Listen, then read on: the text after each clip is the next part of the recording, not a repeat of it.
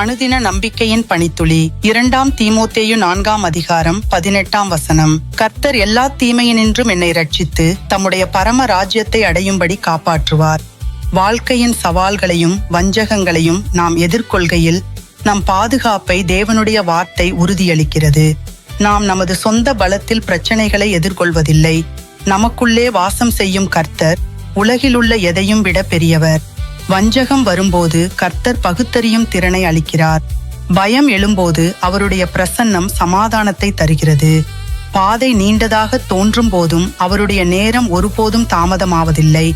நமது போராட்டங்களில் நம் மீட்பு உறுதியானது, நமது பரலோக இலக்கு நிச்சயமானது என்பதால் விசுவாசத்தில் விடாமுயற்சியுடன் இருப்போம்.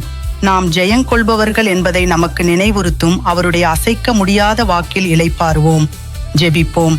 அன்புள்ள ஆண்டவரே, நித்திய ஜீவனை எமக்கு வாக்களித்ததற்கு நன்றி.